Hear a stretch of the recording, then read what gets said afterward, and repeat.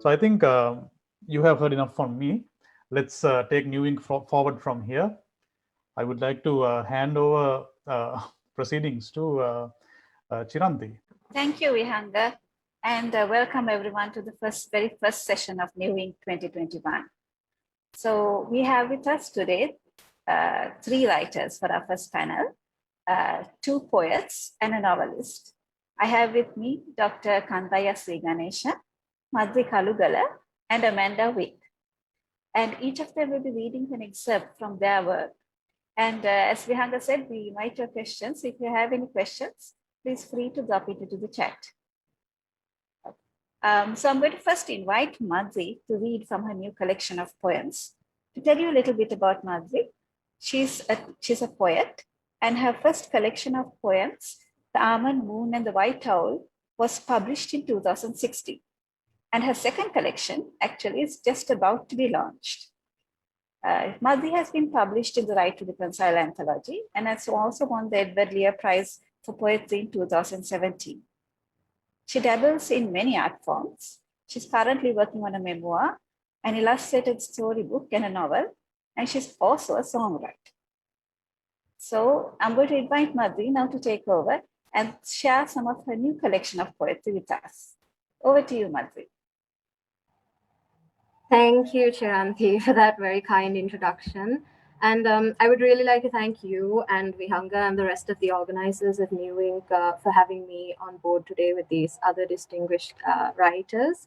So I will be reading three poems from my recently released second collection, Exulances, which was published by Vachana Books and was released online very recently, actually just like this week. So the ebook is available online for purchase if anyone wishes to have it, but the actual launch will take place once the COVID restrictions ease up a little bit. So hopefully maybe in July or August. So keep your fingers crossed and keep your eyes out for that as well. You'll be able to get the physical copies of the book then. To speak a little bit about the book before I begin. So Exulances is a collection of work from over the course of 4 years, which is basically from 2017 onwards.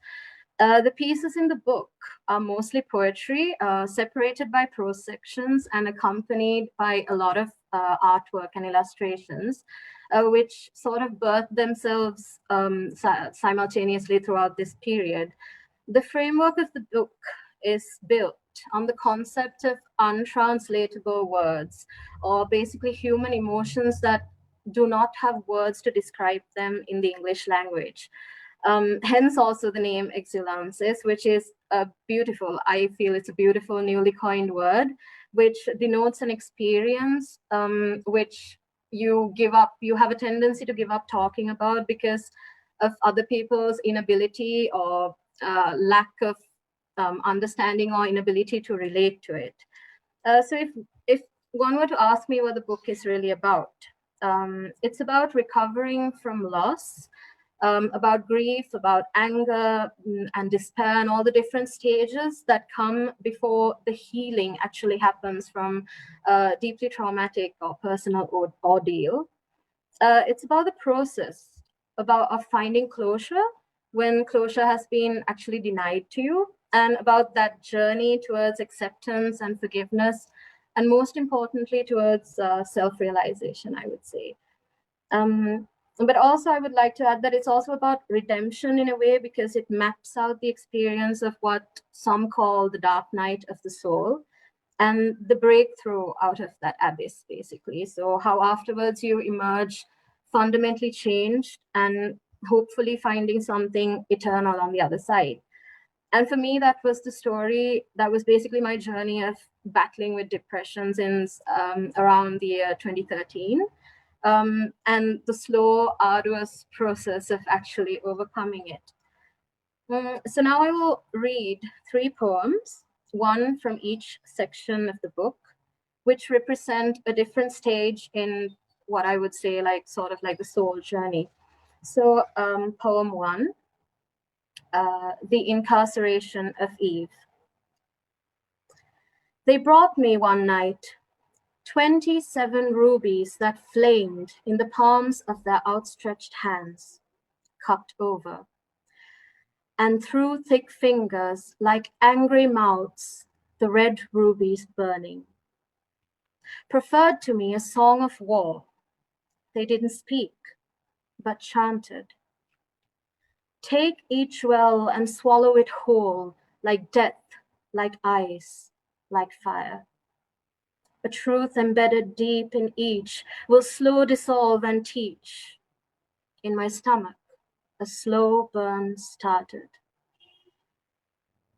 27 rubies I've swallowed whole, and they sit inside me like a nest of eggs, each one exacting, smooth stone of heaviness. I met a woman with an eagle's grace. Her eyes were the wilted blue of lost peonies. She said her name was First Woman. Look, I too am woman, but I am not the first. Was it less painful when you were the only one?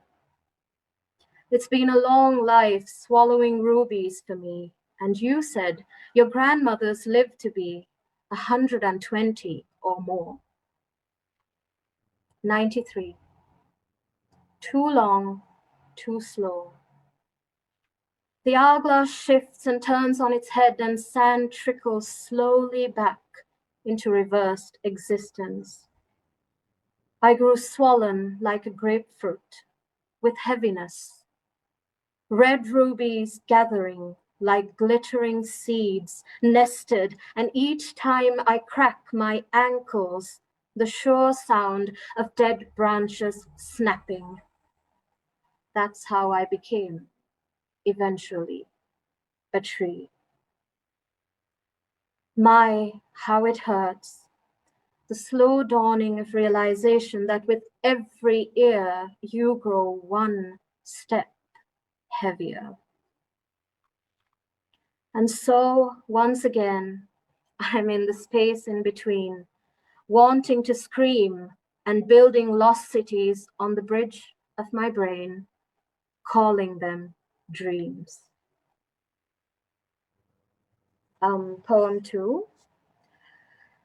This following is an excerpt and part of a longer poem. Easter Sunday. April the 3rd, and I wake from a deep sleep, and the bones of my body feel brittle as if they might snap any second like spaghetti straws before you dunk them in the boiling, unholy water. It is from the weariness, they say, the bone weariness of growing old before your time. But I woke from the dream with spaghetti straw bones, and I remembered it was this. I was walking down Kalugala, and it was near the hospital where the poor people line up outside the harsh black gates, and there was havoc on the streets, fear, and the smell of bloodlust and a rage thick as oatmeal churning. And it was a dust storm rising out of thin air, churning up sand as fine as the grains on the underbelly of the sea. But Kalugala was not a desert. No, not even near a beach. And before my eyes, the beggars were going crazy, or those already crazy were whipping out fists with manic rage in their eyes over their matted beards, and in the apocalyptic wind, their clothes in tatters were flying. And those naked humans, with their filthy bodies laid bare to the sky, groaned in ecstasy and let the sand whip them, shuddering, orgasmic with every strike, and stood there with their mouths open to the heavens, suctioning in dry dust, in throats that crackled. And my own throat was dry, and I asked them where we were and where we all were going. But they laughed in derision as we were lambasted with dust and rocks like a hailstorm. And this is how I know it is not me writing, because a word like lambasted comes up on my tongue out of thin air. I have never heard it, do not recall having read it. I'm not on substances, I swear. But in the maelstrom, something apocalyptic was churning the earth, and the madmen turned philosophers were laughing and preaching, and the so-called sane ones were running in a frenzy with dust in their mouths and eyes. So when the rains come, They don't wash away the blood. Instead, soak it up into sky. And the clouds turn blood red, swollen like a womb thick with clotted pain, while the universe watches in impassive silence, no rhyme or reason why. Poem number 3 is called These Poems Are a Mood. These poems are a mood, not for cocktail sipping with piano interlude, nor with glass of wine in a scented bath while the sultry candles die, not for cozy rain-cloaked autumn days with hot chocolate on the side, not for lipstick readings, but for sobbing in the nude. When something clenches in your gut, the miscarriage of love, for blankets stuffed into your mouth to keep the terror out, to stop the anguished howling as the blood spreads hot and fouling round a fetus freshly spewed. Not for dainty bites in between sips of coffee richly brewed, but to howl out as you face the storm, the thunder ripping through your bones and the rains lash on your skin. For as the whirlwinds tear to pieces everything you've ever known, you'll hear in these a song. That's when you'll find that words can sing. Not for recitals in chic cafes, these wordings are too crude, but to turn to when your lips are white with pain and knuckles cut to bone. Then through clenched teeth, my love, recite these poems and know you're not alone. That men have loved before you and men will love again, and women rise like bushfire from the embers of their pain. Know this, and this is quite enough, though it may be misconstrued. These words, they sing a different tune. These poems are a mood. Thank you very much. Thank you, Madri. Thank you for that very effective reading. I was just wondering whether you would like to just talk a little bit about how this collection of poems came about and just your writing process, how you actually came about to put out this collection. If you'd like to just share with us.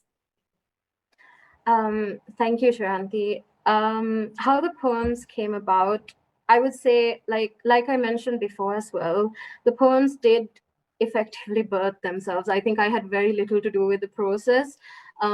Throughout the entire 4 years, while I was going through this personal ordeal that I was dealing with, throughout like the various stages, throughout the loss, throughout the mourning period, even through the healing, the poems naturally just came in fits and starts, I would say. Sometimes there would be occasions where there is no writing for a long time, and sometimes they just come like one after the other, just shooting out. So the poems were written over 4 years, and they were written in a variety of places, from deserted parks in California to public libraries in the midst of LA, and in metros, in subways, and then back in Sri Lanka in all little familiar nooks and crannies, and accompany me everywhere I went, basically. So I would say the poems had a lot to do, like the birthing process had a lot to do with emotion, because it was the emotion that consolidated itself into words. And 4 years later, when I was healed enough and when I was ready to look back on the ordeal, that was when I really put the poems together, took them together, and then it became so clear how the progression had been. Like it was mapping out a journey by itself. So in an essence, I would say that I don't think I intended for this selection of poems to become a collection. I don't think I set out to write it for it to be that way, but it just naturally fell into place, and that's how it is. So in the book itself, it's divided into 3 sections, and I think the sections are quite sort of like, can be broken down to the different years as well, maybe like the 4-year period. So yeah, like that's essentially how the poems came about, if that makes sense. It does. Thank you very much for sharing that with us. And I think that emotion was very effectively communicated through what you read. So thank you for that. Thank you so much, Shiranti. I'm now going to move on to our second reader today. Our second reader today is Amanda Wick, and she'll be reading from her novel, The Truth in Their Lives. This Amanda's novel is a mystery thriller. It was published last year, but it's a book that she has been working on for 8 years, between 2011 and 2020. And to tell you a bit about Amanda, she is studying veterinary science at the University of Peradeniya. And apart from writing, she's also interested in creating comics and graphic novels, which is also something that she's working on at the moment. So I'm going to invite Amanda to just take the floor now and read from her book. So over to you, Amanda. Okay, thank you, Chiranti.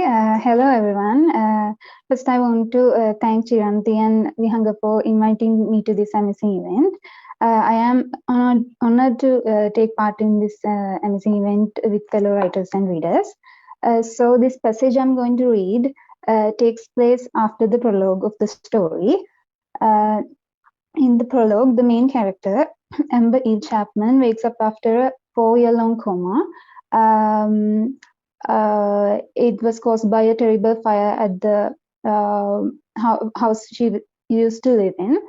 So now after 1 year, she's getting back to her normal life when something that had happened in the town made the police officials to interrogate her out of the blue. So in this passage I'm going to read, she's inside the interrogation room being questioned by officers. So I will start reading from now. It's chapter 1, A for Answers, page number 9. Look, just try to help us and then you're free to go. The officer, who had introduced himself as Detective Mokshit Singh, repeated in his slight Indian accent. Singh was about medium built, stocky, with short black curly hair. Amber sighed. It was stifling hot inside the police interrogation room. Just 2 hours earlier, she was getting ready for her part-time job at the Burger Inn after her morning class. It was just a regular day until she was stopped by men in uniform and forced her to head for the police department. She had no idea why she was brought here, but now she felt like she had enough. I already told you everything. I can't tell you what I don't know. Her voice was deep and clear as she growled at him. She folded her arms across her chest and sighed, exhausted. Someone tapped on the door. Officer Singh let out an exasperated sigh at the interruption. Come in. A tallish man walked in, carrying files in his hand. He wore civvies, but looked a bit young to be a detective. Amber rolled her eyes. This certainly meant more interrogation. This is Detective Raymond Kenneth Andrews. Detective Singh turned to leave. He will take things from here. But you said you'd let me go. Hey, stop, she yelled, but he was already gone. Vexed, she tapped her toes as she glimpsed around the grey dull room. Officer Raymond cleared his throat. Can you tell me your full name, please? Amber narrowed her eyes at him. Didn't I already tell you my name? The detective was busy scribbling something on his notebook. No, you didn't, he said without even raising his eyes. But I told that other cop like 10 times. The cops who brought me here even know my name as well. You should ask them. She snapped. Officer Raymond stopped writing and stared at Amber. He didn't even blink. Well, since Singh went out for lunch, and it would take me a while to track down the officers who brought you in, would you simply mind answering the question? She bit her lip. Amber Eve Chapman. She hated to say it again, but she had to. Officer Raymond stared at her for a few seconds and then started to write something down.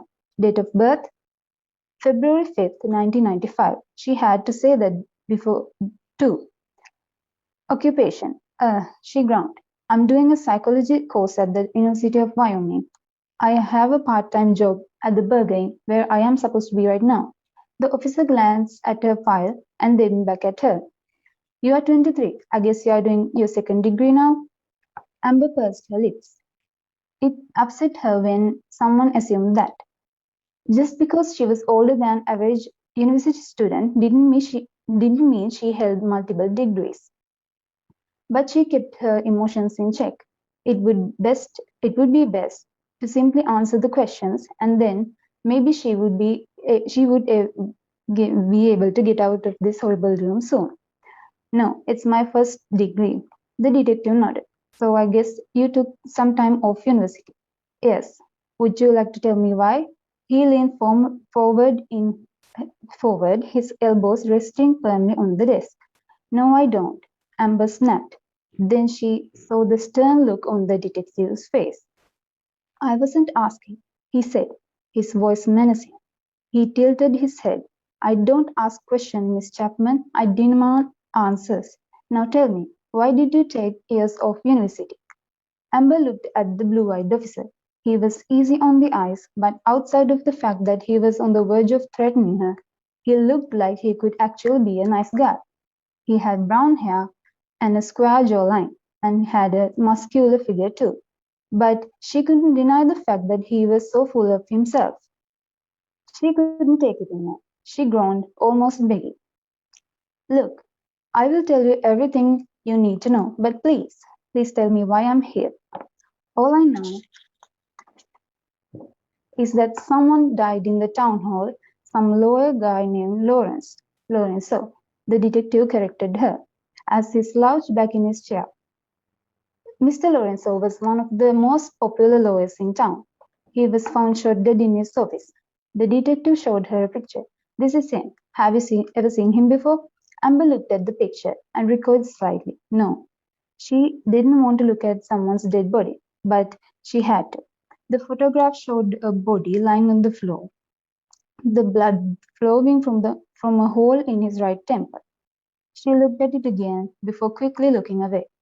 Maybe he shot himself, she guessed. The detective shook his head. That was what we first believed too, but a witness saw someone enter the office before the sound of a gunshot. We believe that someone was intending to make it look like a suicide. He leaned forward again, and this was what was written on the wall when we arrived on the scene. He said, showing her another photograph.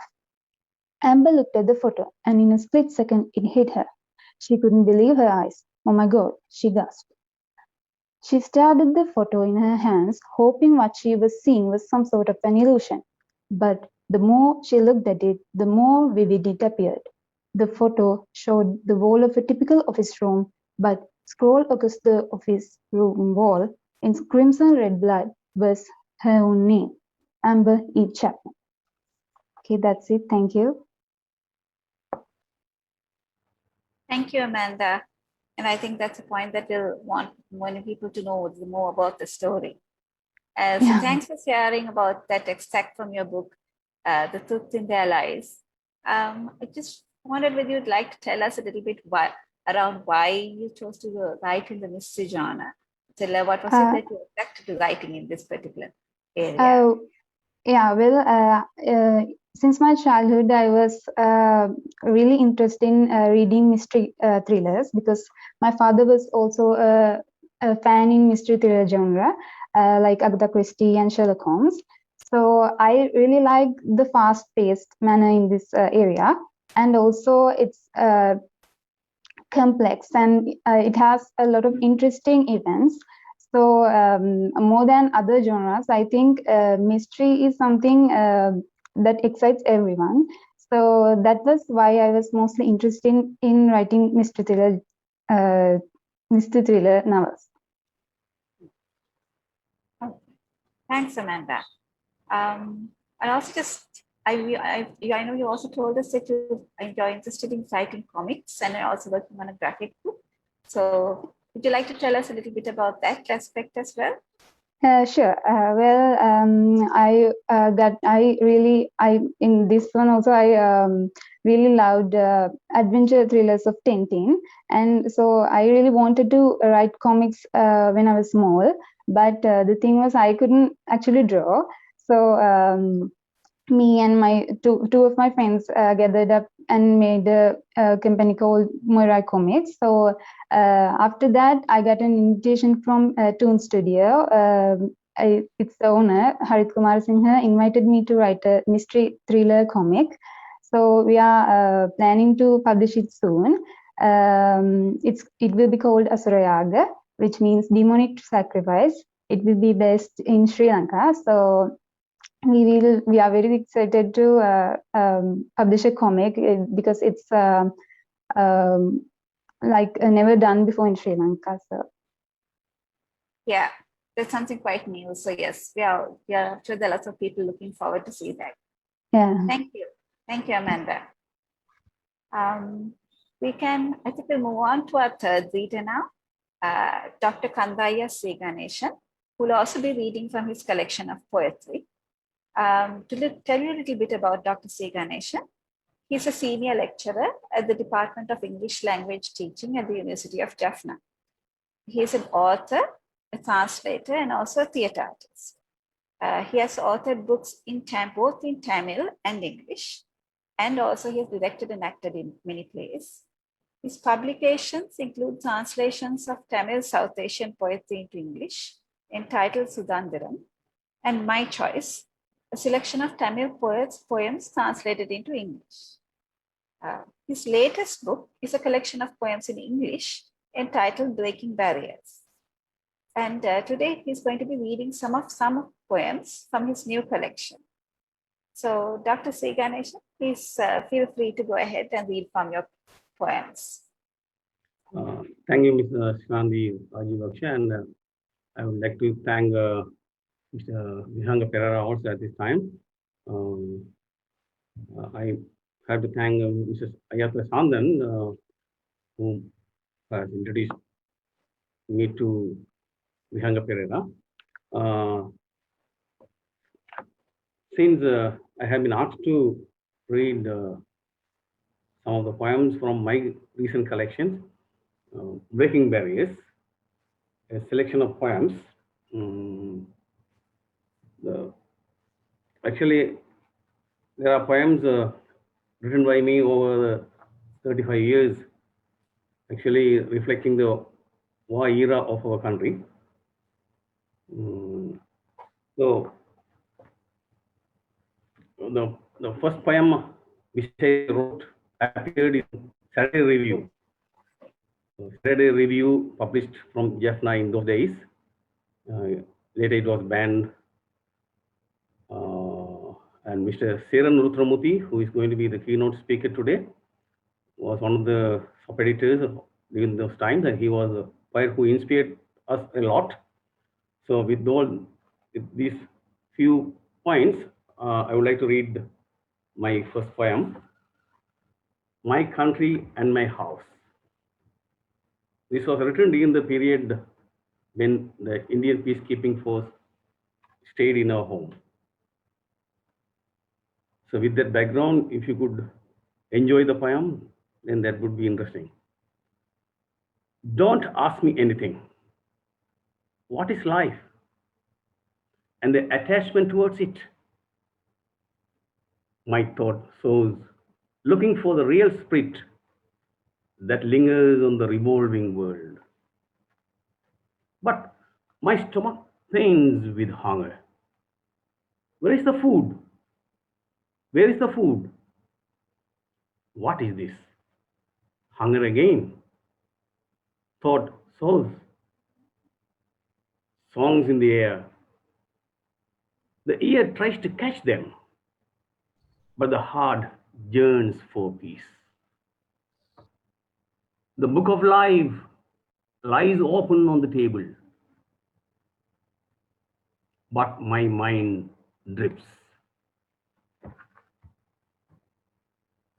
What kind of questions do her eyes ask in the fast moving world, without efforts and achievements, in which direction does the society move?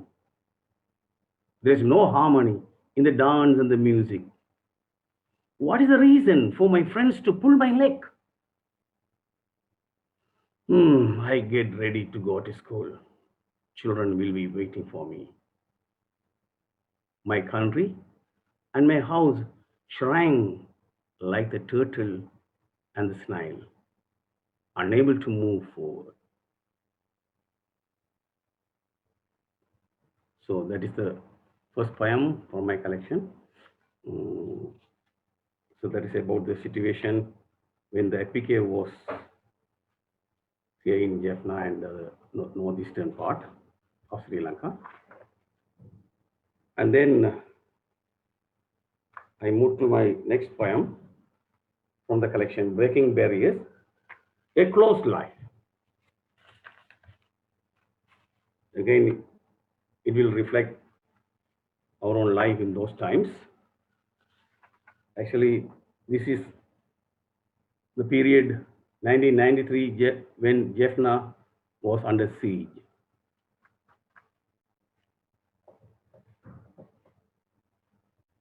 Where are the days when we slept on the dusty soil of our motherland and rested after a hard day's labor? Where are the days when we toiled hard in the browny soil and shared whatever we harvested?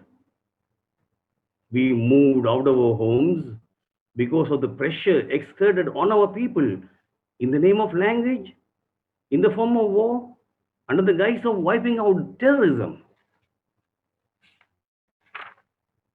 We started our aimless journey yesterday towards many a nation, seeking refuge, looking for jobs, to win our bread or sell ourselves, tearing off our passports.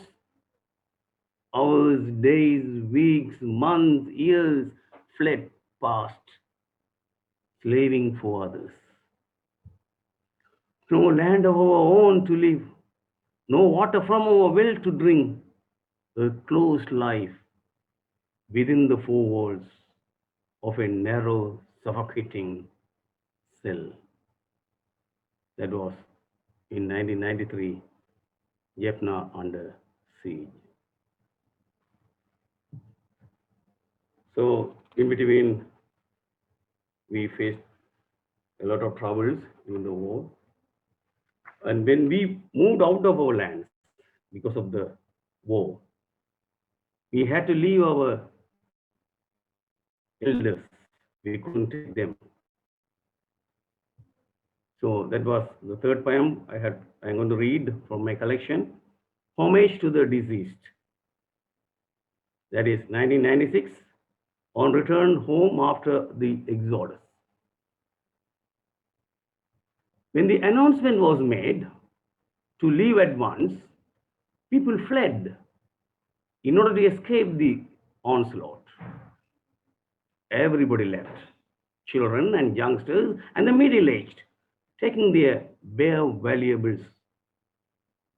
But the old and the feeble, the ailing and the bedridden were left behind to perish. They had no food, no water, no medicine, no security. They simply perished. How can we wash our sins for this callous indifference? That was a poem under the title Homage to the Deceased, with the experience of 1996 on return home after the Exodus. So that was my reading from the collection. I read 3 poems which reflect the war-torn times of our history.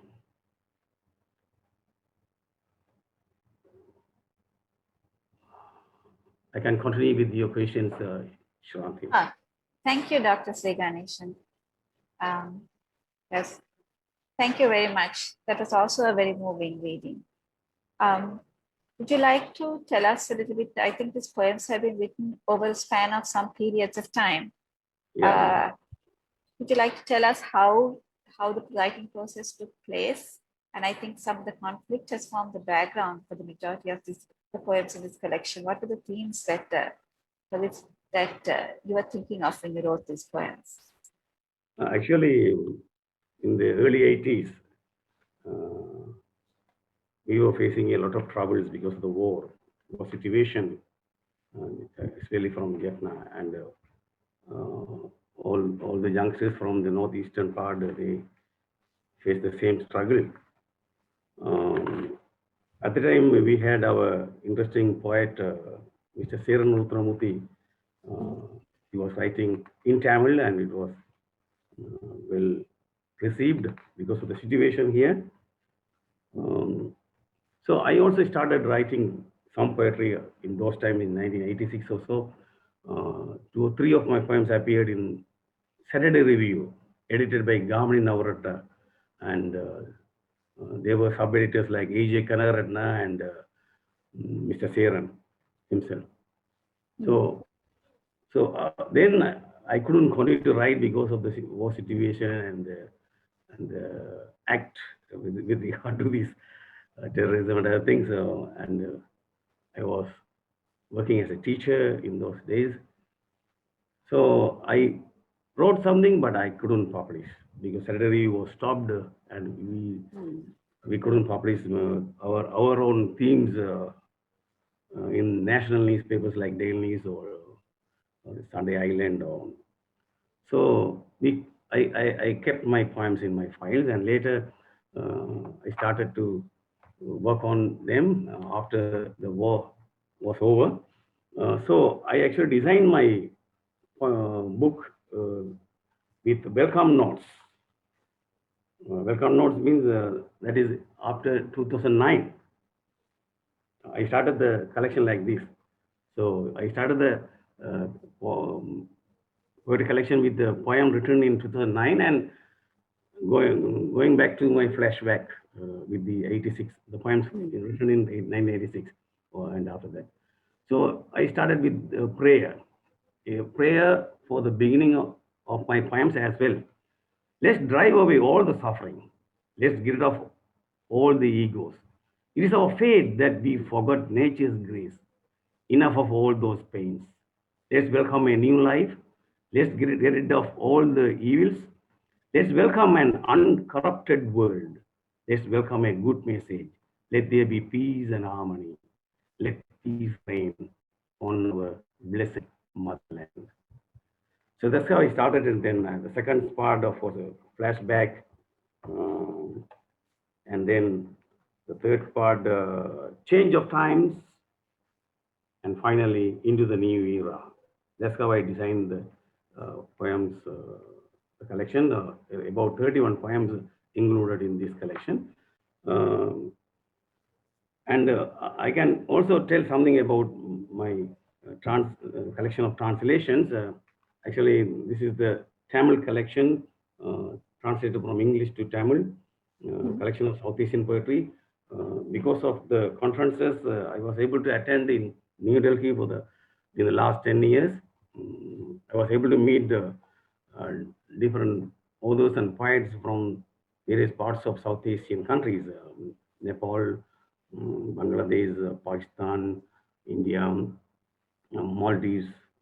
So I met them personally. I was able to collect some of their poems, and I selected and I put it into translation. And fortunately, the Sri Lankan government awarded me for the best translation for the year 2019. I would love to read at least 2 of my poems from the collection of Sri Lankan poetry, Tamil poetry in English.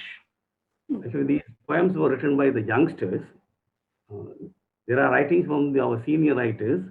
They were collected by and edited by Professor Silva Kananayam and many other editors.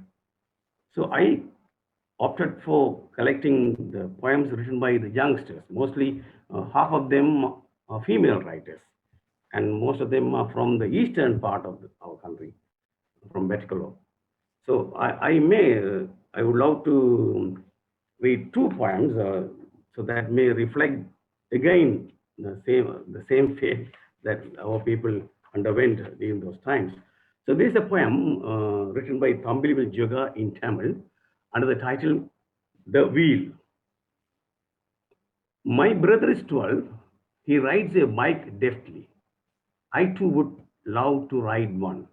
You know, in those days, our ladies were not allowed to ride their bicycle. Culturally, they are banned. So here, that is the first introductory stanza.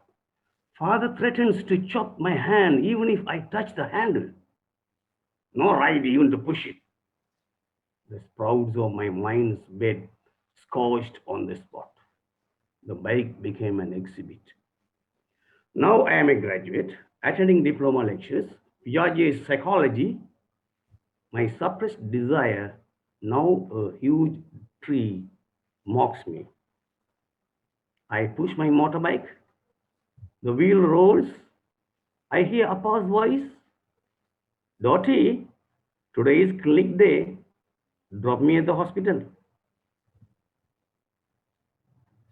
That was by Thambilivil Jaga in Tamil. The title, The Wheel. The time also goes like the wheel. When the girl was suppressed not to take the vehicle, now the girl is able to ride a motorbike, and now the father makes a request to leave him at that clinic. You can see the change of times. And one more poem with that I can wind up. This is under the title Manbati or Mambati when we pronounce it in English. Mambati is the one we take to dig the soil for many purposes. Here this lady, Jayanti Thalesingam, wrote under the title Manbati. This is Mambati in English we say. Had to take a Mambati along with other essentials, a new displaced life. Though the war chased us again and again, I was proud, never losing hope. As determined people, we started farming for our survival in the new place. But the news shattered our hopes. It was this: the multi-barrel rockets have replaced the single ones.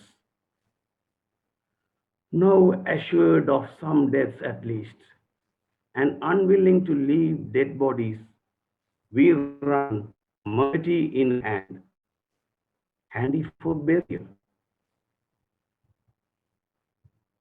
So that's Mambati by Jayanti Thalesingam. In this juncture, I would like to thank my mentor, Mr. S. Padmanathan, former principal of Palali Teachers Training College, under whom I studied English literature, and he himself a great poet of Tamil literature. I was able to learn a lot, and because of his guidance, I was able to produce all these books. So with my thanksgiving, I'll pass on over to you, Shravani. Thank you, Dr. Shriganeshan. Yeah, just for the benefit of our audience, that was, you were reading from the collection of Tamil poetry which you had translated into English. Is that correct? Yeah. Okay. Last two poems were originally written by Tamil women. I translated them because of their significance. First one, The Wheel, that reflects the woman's freedom, the wheel. And the second one, of course, reflecting our war-torn sufferings. Thank you. And also as a writer, but you like most of these books, writings in Tamil, and even the Tamil translations into English, there's often a disconnect between what's published in the North and the South. I mean, what are your thoughts about how you could make this kind of books more visible to the public in the South and to publicize it more? Because I think many people are not even aware about these books. Yeah, I would love to, but because of this, network of sale, it's very difficult to pass it to the people in the South. However, I try to meet personally and hand over the books to my colleagues and friends and academic associates. And anyway, I tried to put it in where Vijay Jaffa or Jia Book Center. They asked for many things. They asked me to go to the head office and hand over there, that and this. But I can easily meet the officers or the salespeople over there in Gold Road, So, but they will simply ask me, yes, you go to the head office and make a deal. So that's the thing that I couldn't make. I couldn't send the books to the south. Right. Thank you, Dr. Shriganeshan. Just looking to see whether we have any questions. Just check. Yeah. Okay, there is a question for Amanda. Amanda, basically, yes, this question is on why you chose sort of says basing this mystery thriller in a foreign setting. Was there any particular reason why you chose a foreign setting where, yes, instead of a Sri Lankan setting? Yeah. When the story idea came to my mind, I was reading more foreign-based stories than Sri Lankan stories because there weren't many Sri Lankan mysteries written back then. So when the idea came to my mind, the events flowed like they were set in a foreign country. So that's why I wrote it based in a foreign land. But now I think about it, it also feels for Sri Lanka because everything, the police, the rape, everything is set here, can be set here too. So I'm hoping to get it translated to Sinhala as well. Okay, that's very interesting. Right. And the graphic novel we're talking about, I think that you said is in a Sri Lankan setting, Sri Lankan setting. Well, because yeah.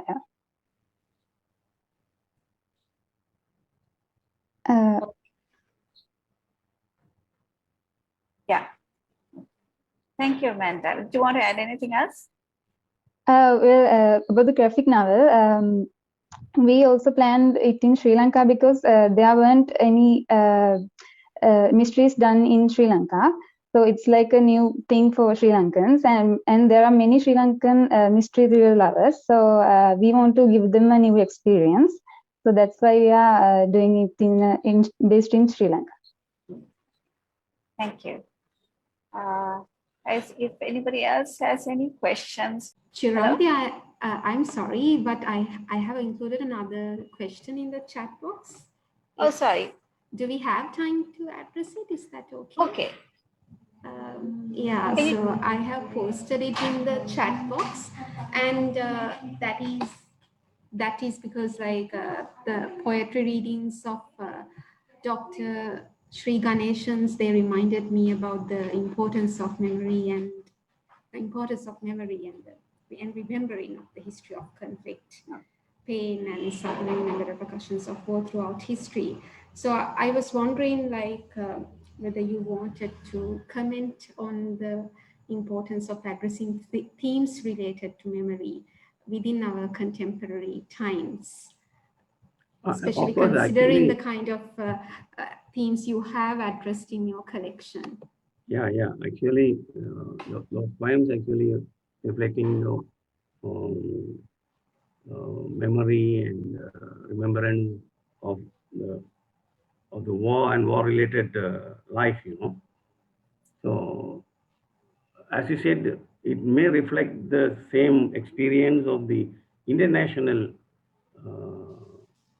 suffering, the war and other related sufferings. The same thing our people we face here in Sri Lanka too. So that's why I was able to put them in my collection of poems. So you're asking the same thing actually, the same experience from the world and the same experience from locally. We are able to experience the same thing. So that was the reflection recorded in my poems. Is it okay for you? Thank you, Dr. Shriganeshan. And Madri, I also wanted to convey to you that was a very powerful reading. I really loved listening to your poetry. Thank you so much for that. Okay, thanks a lot. Okay. Just looking to see whether we have time for one more question. Okay, with it. There's also another question from. Okay, as a poet myself, this is a question, and this is for Madri.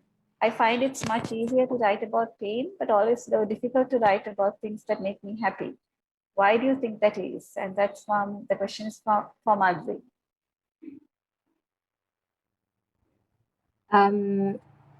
So to answer that question, yes, I do absolutely agree. It's a tough one. It was a tough one, but it's also something that I've heard quite a lot, like throughout my life too. People ask me like, why do you always write about dark things? Why do you write about the miserable or morbid things? Why can't you write happy things? And like the question was also asking, I do believe that for some reason it is easier to write about. I feel like when you're happy or when you're in a good place, you don't necessarily need like a massive outlet of maybe letting out the emotion in the form of poetry. Maybe that's the reason, I don't know, or maybe because the emotion is actually more intense and you feel it much more deeply. But definitely, yes, darker things and pain and the morbid things are easier to write about. Yeah. Right. Then thank you very much again, Dr. Shriganeshan, Amanda, and Madri. So I think we're actually right on time. Yeah. So we can actually go straight to our next session, which is the keynote address by Dr. R. Sharon.